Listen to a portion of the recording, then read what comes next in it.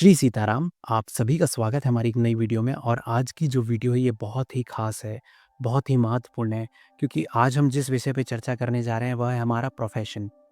हमें अपनी जन्मपत्री में हमारा प्रोफ़ेशन का चुनाव किस तरीके से करना चाहिए, हमारे लक्ष्य का चुनाव किस तरीके से करना चाहिए, इसके विषय में आज हम जानेंगे। तो सबसे महत्वपूर्ण यहाँ पर ये है कि जब भी हम अपने लक्ष्य की बात करते हैं, जब भी हम अपने कर्म की बात करते हैं, जब भी हम अपने प्रोफ़ेशन की बात करते हैं, तो इसे हमें किस तरीके से देखना चाहिए, ये विषय जो है ये बहुत महत्वपूर्ण है। क्योंकि अगर हम इसको सही तरीके से नहीं समझेंगे, तो जीवन में हम जो भी काम करते हैं, कहीं न कहीं हमें वो परेशानी होती है, या हम ये नहीं समझ पाते कि ये जो हम काम करने जा रहे हैं यही हमारे लिए उचित है, या इसके अनुसार कई बार हम इस तरीके के काम में फँसे होते हैं कि हम अपनी प्राइवेट नौकरियाँ कर रहे होते हैं, हम अपने सरकारी जॉब्स कर रहे होते हैं, उसके बाद भी हमें कहीं न कहीं सैटिस्फैक्शन नहीं होता है। तो वो जो सैटिस्फैक्शन है वो आता कहाँ से है? आइए वो सारी चीज़ें आज हम समझेंगे, क्योंकि ये बहुत कॉम्प्लेक्स विषय है। और अगर हम इसको समझना चाहें तो इसमें हमें बहुत सारी चीज़ों पे बहुत अच्छे से फ़ोकस करना पड़ता है, ताकि हम सही रिज़ल्ट पर जाकर पहुँच सकें। तो इसमें सबसे पहले हमें ये देखना होगा कि हमारी कुंडली में हमारा जो 10th हाउस है, हमारा जो 6th हाउस है, हमारा जो 7th हाउस है, जो हमारा 11th हाउस है, जो हमारा 2nd हाउस है, और हमारा लग्न जो सबसे महत्वपूर्ण है। इसके अतिरिक्त भी हमें दशमांश कुंडली, इसके साथ और नवांश कुंडली, और इसके बाद में सारे ग्रहों की दृष्टि, कि वहाँ पर कौन से घर में किस ग्रह की दृष्टि है, किस ग्रह के साथ उसकी युति है, ये सारे विषयों पर भी हमें फ़ोकस करना पड़ेगा जब हमें समझना है कि हमें किस प्रोफ़ेशन में जाना है, हमें किस करियर को चूज़ करना है। तो ये सारे विषय हैं, ये बहुत कॉम्प्लेक्स हैं, तो इनको समझने के लिए आइए हम प्रयास करते हैं। और इसके साथ में ही मैं आपको एक मेथड बताऊँगा, जो मेथड आप अपने-अपने चार्ट में आप लगा कर के देखिएगा, और उसको इन सारी चीज़ों के साथ ऐड ऑन करिए, और फिर अपने चार्ट में लगा कर के देखिए कि आपको क्या रिज़ल्ट मिलता है। अगर आपको सही रिज़ल्ट मिलते हैं उसके आधार पर, तो आप प्लीज़ इसके नीचे कमेंट करके बताइएगा कि आपने उसमें चेक किया, और आपको उसमें जो आप जिस तरीके से आप विचार कर रहे थे उसमें आपको वहाँ तक पहुँचने का जो भी आप लक्ष्य तय किया था, आप वहाँ पर पहुँच पाए।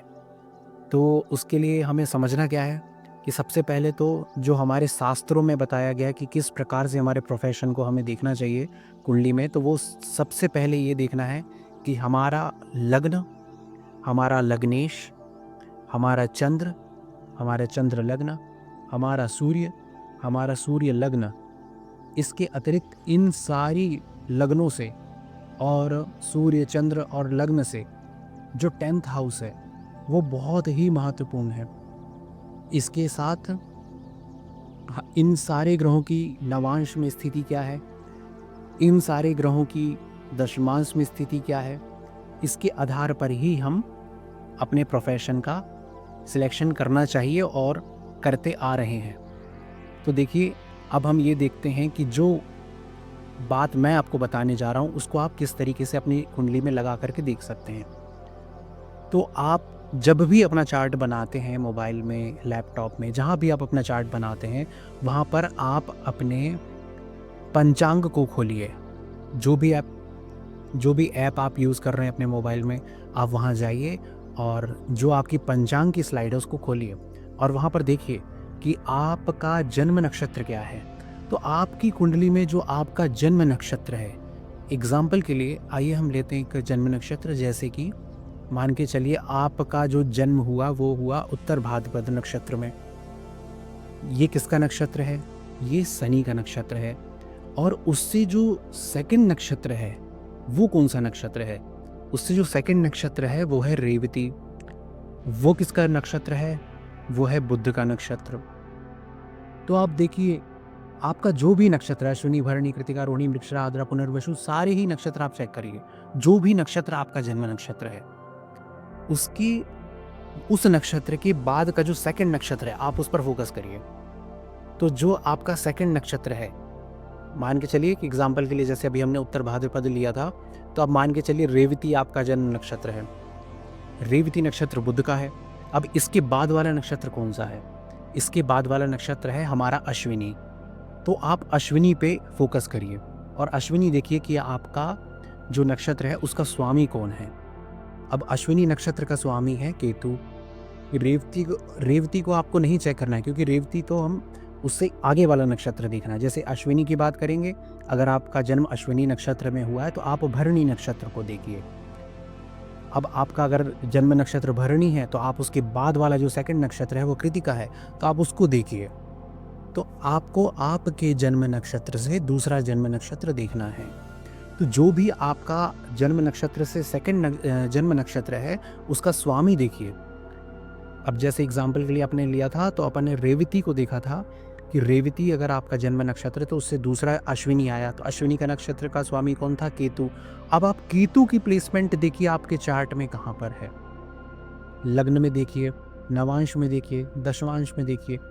अगर आप इसको सही तरीके से समझ लेंगे ना तो आपको बहुत सारे जो आपके इश्यूज़ हैं करियर को लेकर के कि आपको क्या चूज़ करना चाहिए, क्या आप या तो इसी नक्षत्रों के जो अभी मैंने आपको स्वामी बताए, जैसे कि आपका जो भी जन्म नक्षत्र था उसका जो स्वामी था वहाँ पर नहीं, उससे जो सेकंड नक्षत्र है उसका जो स्वामी है आपके चार्ट में जहाँ भी बैठा हो, आप उस प्लेसमेंट पे चेक करिए, उस भाव को चेक करिए, उस राशि को चेक करिए, और उस पे जितने भी ग्रहों की दृष्टियाँ हों, वो जिन भी ग्रहों के साथ युक्त हो, जिस भी भाव में विराजित हो, आप उन सारी चीज़ों पे फोकस करिए।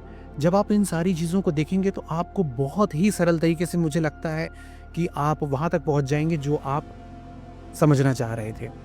तो एक बार इस तरीके से प्रयास करके देखिए। अब मान के चलिए एक एग्जांपल ये भी ले लेते हैं कि जैसे मैंने बताया था कि आपको आपका जन्म नक्षत्र मान के चलिए उत्तर भाद्रपद है, तो उत्तर भाद्रपद नक्षत्र में आपका जो स्वामी है वो शनि हुआ, लेकिन हमें उसको नहीं चूज़ करना है। उसके जो सेकंड नक्षत्र था वो है रेवती। तो अब रेवती का जो स्वामी है वो कौन है? वो है बुध। तो आप बुध को देखिए।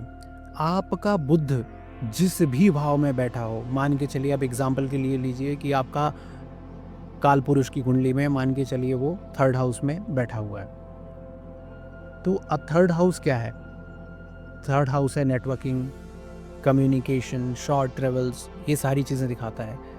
अब बुध भी देखिए उसके जो एट्रीब्यूट्स हैं, उसके जो सिग्निफिकेशंस हैं, वो सारी चीज़ें देखिए, वहाँ राशि के सिग्निफिकेशंस भी देखिए। तो जो बुध वहाँ पर है तो वो कम्युनिकेशन का कारक है। तो आप देखेंगे कि ये कहीं ना कहीं बीपीओ में डॉक्यूमेंटेशंस वाले वर्क्स, ये सारे नेटवर्किंग वाले जो वर्क्स हैं, जो कम्युनिकेशन वाले वर्क्स हैं, कहीं ना कहीं आपको इनसे लिंकेज मिलेगी इसकी, कहीं ना कहीं आप इसको चेक करके देखिए। इसी प्रकार से आप हर ग्रह को लीजिए, जो भी आपका जन्म नक्षत्र हो आपके चार्ट में, उससे जो दूसरा नक्षत्र है उसके जो स्वामी है वो आपकी लग्न कुंडली में कहाँ बैठे हुए हैं, इस पे ध्यान दीजिए और उसके आधार पर आप थोड़ा सा परीक्षण करिए, थोड़ा चेक करिए, और इसको आप जो भी जिस भी तरीके से आप अभी तक चेक करते आए हैं उन सारी चीज़ों के साथ में इसको मर्ज कर दीजिए और फिर देखिए कि आपको क्या रिजल्ट मिलते हैं। मैं आशा करता हूँ कि आपको इससे बहुत अच्छे रिजल्ट मिलेंगे, और ये जो मैंने आपको बताया ये आप किसी भी चार्ट में लगा करके देखिए।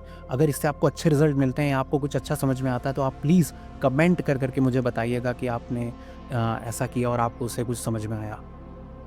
और आप ये भी बताइएगा कि अगर आपको कोई नई चीज़ समझना हो जो कि इस विषय से लेकर के जो आपको समझ में ना आई हो, इस विषय में भी आप मुझे कमेंट के माध्यम से बताइएगा, तो इस विषय पे भी हम नेक्स्ट वीडियो में ज़रूर चर्चा करेंगे। तब तक के लिए धन्यवाद। आपका दिन शुभ हो। श्री सीताराम।